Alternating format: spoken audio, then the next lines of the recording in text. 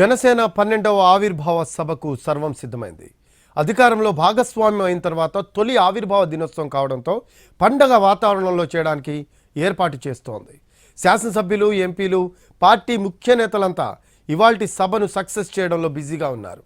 పవన్ని గెలిపించిన పిఠాపురం నియోజకవర్గంలో జయకేతనం సభ grand success చేయనున్నారు.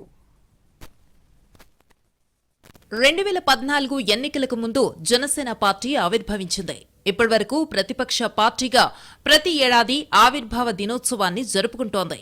ఈసారి మాత్రం అధికారంలో భాగస్వామ్యమైన తరువాత జరుగుతున్న తొలి సభ కావడంతో జనసేన అధినాయకత్వం ప్రతిష్టాత్మకంగా తీసుకుంది. గతంలో ఎన్నడూ లేని విధంగా చేయడానికి ప్లాన్ చేసింది.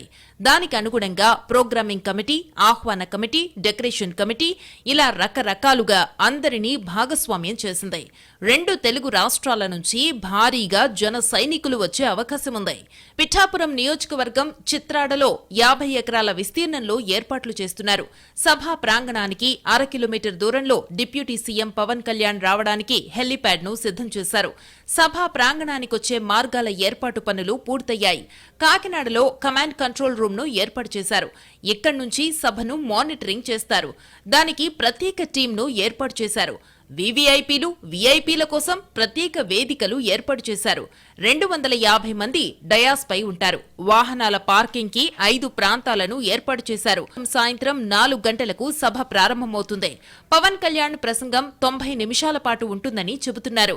ప్రభుత్వంలో భాగస్వామ్యమైన తరువాత జనసేన సాధించిన విజయాలు ప్రజల్లోకి తీసుకువెళ్లడమే ఈ సభ ఉద్దేశమంటున్నారు పార్టీ నేతలు.